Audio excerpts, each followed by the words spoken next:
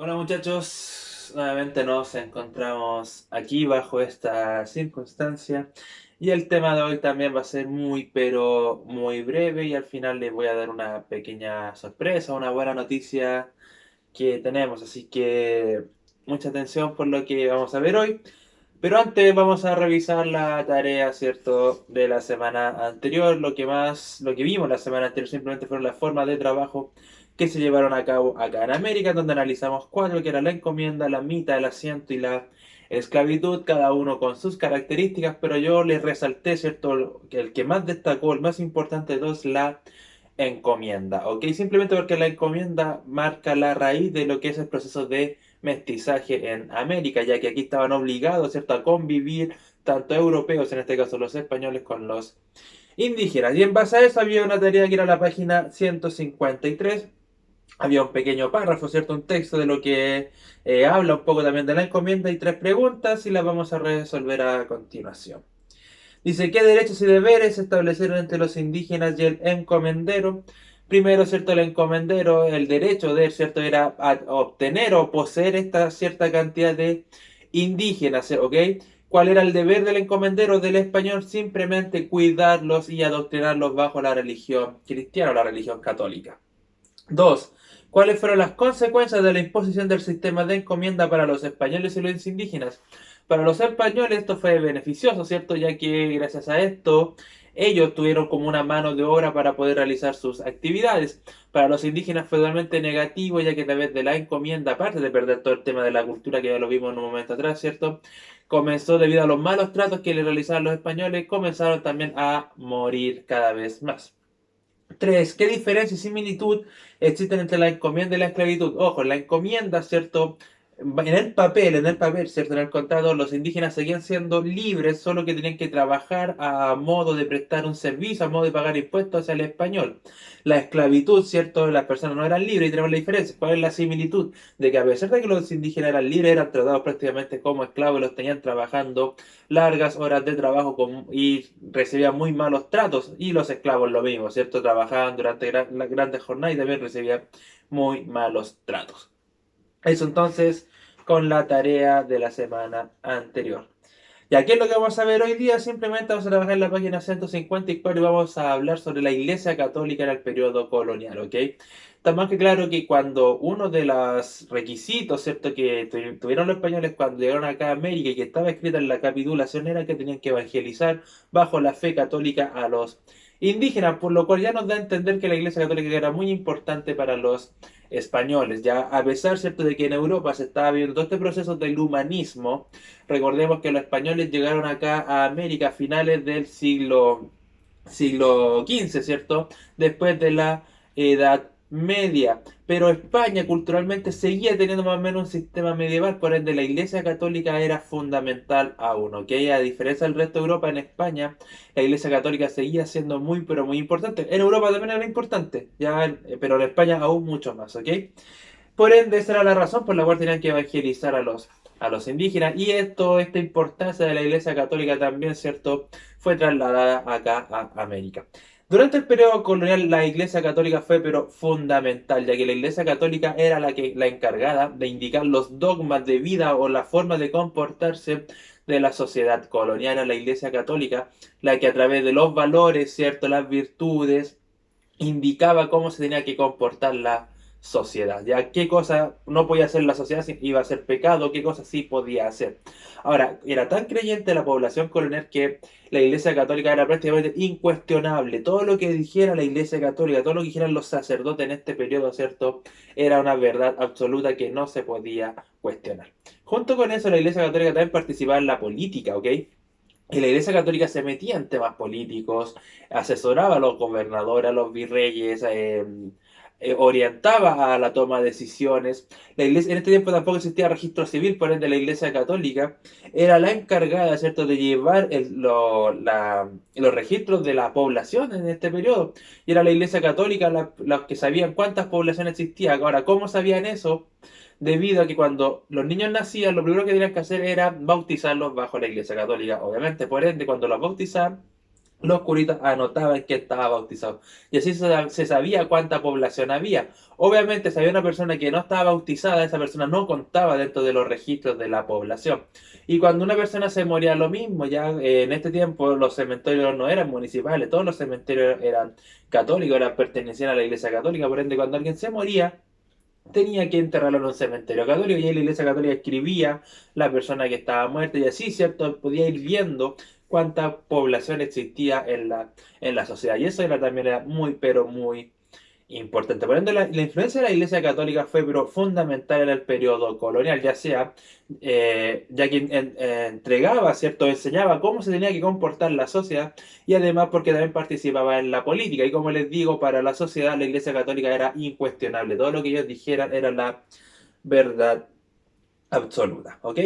Ahora, ¿cómo se llevó todo este proceso de evangelización acá en América? Ya vimos, ¿cierto? Que todas las huestes que venían a América venían con un sacerdote, pero cuando se consolida la conquista comienzan a venir a América las distintas congregaciones religiosas. ¿Qué es una congregación? Simplemente son pequeños grupos de sacerdotes que se diferencian en aspectos muy, muy pequeños, así como por ejemplo se diferencian en de qué manera operar o a quién seguir las reglas, ¿se entiende? Pero todos eran de la Iglesia Católica. Ahora, quienes vinieron, acá en el libro lo plantea bastante claro, ¿cierto? Simplemente vinieron los dominicos, los mercedarios, aparecen los franciscanos, los agustinos y los jesuitas. Ahora, de todos estos, de todas estas congregaciones religiosas que vinieron a América, los que más destacaron fueron los jesuitas, ¿ok? Así que si lo pueden destacar en el libro, por favor háganlo, no se les olvide nunca más. Los jesuitas fueron los que más destacaron. ¿Por qué razón fueron los jesuitas los que más destacaron? Simplemente porque ellos, además, ¿cierto?, de realizar toda evangelización, tenían un gran poderío económico, ellos tenían muchas, pero muchas fortunas. Y acá en América, los jesuitas tuvieron grandes cantidades de terreno, instauraron colegios, instauraron monasterios, o sea, el poder económico que tenían los jesuitas era muy, pero muy grande. Por eso son los que más destacaron, ¿ok? Ahora, ¿cómo evangelizaban estas personas? Simplemente a través de las misiones. Primero, tenemos cierto, más que claro que acá en América, tenemos la zona urbana, que son las ciudades que crearon los europeos, y tenemos las zonas rurales, que son los campos. Pero tenemos las zonas también inhóspitas. América era un continente gigante y hubieron muchos lugares en los que los españoles nunca pudieron llegar también. Y esas zonas inhóspitas vivían tribus indígenas, ¿ok? ¿Cómo evangelizar entonces? Las de la zona urbana ya están totalmente evangelizados, en la ciudad viven los españoles, por ende ellos siguen todas las dos, mantienen la iglesia en la esquina de la plaza, entonces ellos simplemente para ellos es mucho más fácil enseñar la religión. Para la zona rural es lo mismo, a pesar que les queda un poquito más lejos de la ciudad, dentro de las haciendas agregaban pequeñas capillas donde ellos podían realizar sus oraciones, pero en las zonas inhóspitas simplemente tenían que ir estas congregaciones religiosas a realizar las misiones, que aquí también lo nombro. ¿Qué son las misiones? Simplemente es cuando un grupo de sacerdotes se adentran y hacia el territorio de algún pueblo indígena libre, se ponen a vivir con los pueblos indígenas libres y les enseñan la religión, les enseñan la fe católica, ¿ok? Y esto era muy arriesgado porque muchos de estos religiosos murieron en ese sentido. Ya hubieron muchos que llegaron hacia estos pueblos indígenas y los pueblos indígenas simplemente no los quisieron recibir y los mataron. Pero hubieron muchos otros que sí les resultó y se quedaron a vivir con los indígenas, fueron parte de su tribu y les enseñaron la religión. No sé si se acuerdan, cuando estaban ustedes en quinto año básico, hace 4 años atrás creo, cuando fuimos al Museo de Santa Cruz y habían unas cabecitas chiquititas. ¿Se acuerdan de eso? Ya, esas cabecitas chiquititas eran misioneros, ¿cierto? Que habían muerto, que la tribu indígena no los quiso recibir y los mató y después hizo todo este proceso que le achicó la cabeza. Ya, pero ojalá se acuerdan, pero ellos eran misioneros que simplemente no les dio éxito en las misiones. Ahora, ¿qué es lo que pasa con estas misiones que sí resultaron, con estos religiosos que sí fueron aceptados entre los pueblos indígenas?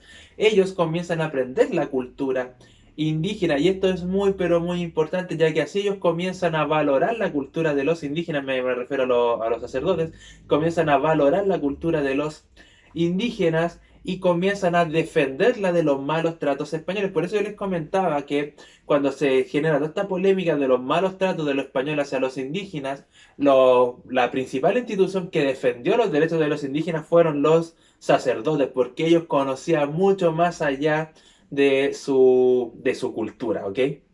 En un comienzo las misiones eran muy complicadas, o sea, imagínense llegar y dos personas que hablan totalmente idiomas distintos, difícil de entender, por eso eran procesos que duraban mucho, pero mucho tiempo, meses, años duraba una misión. Y en parte, ¿cierto? En este caso los sacerdotes iban enseñándole parte de la cultura occidental a los indígenas y comienzan a realizar distintas construcciones, colegios y cosas por el estilo los mismos indígenas.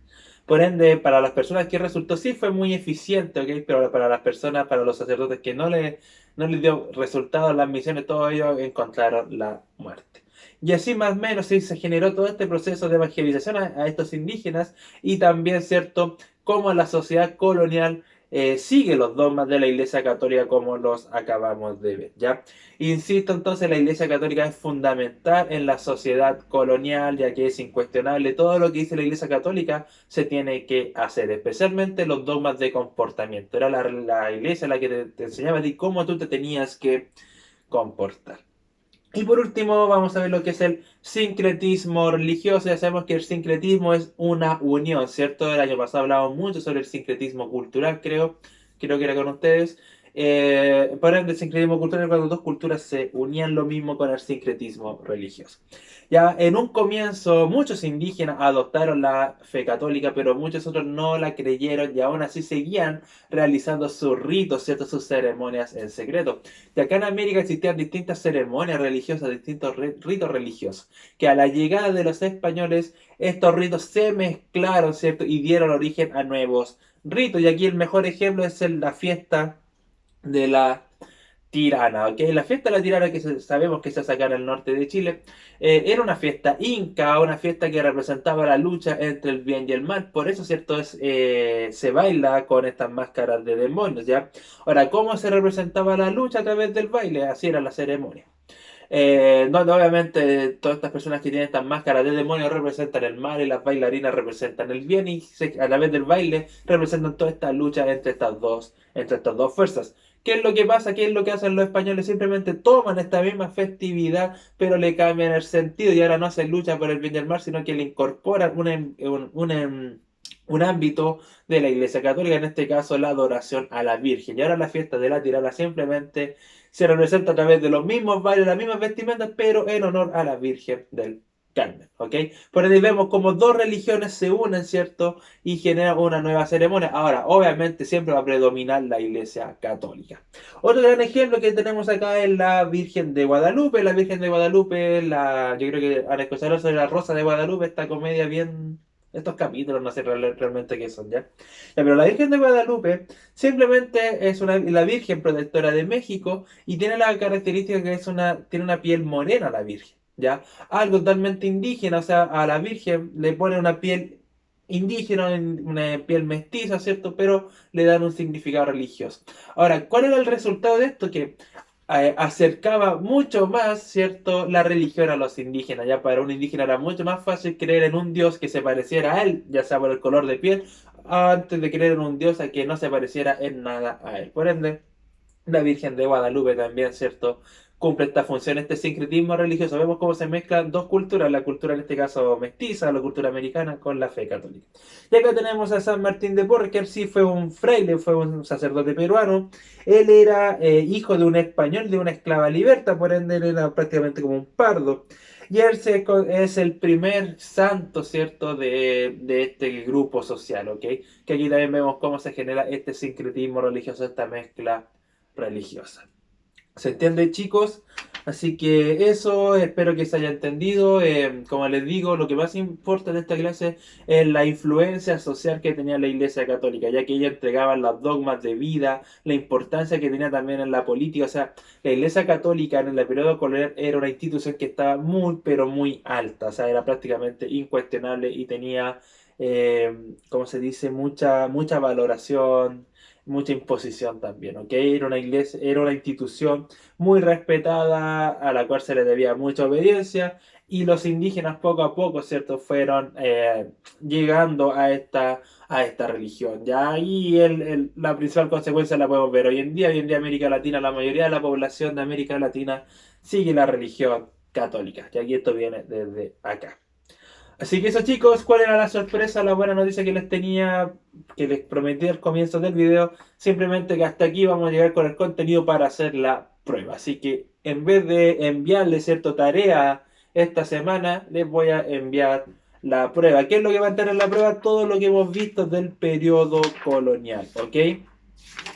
Por ende, va a ser desde la página 130 hasta la página 155. Eso es lo que va a estar en la prueba. Todo lo que hemos visto el periodo colonial hasta el día de hoy es lo que va a entrar, ¿ok? Así que eso chicos, nos vemos el miércoles ya.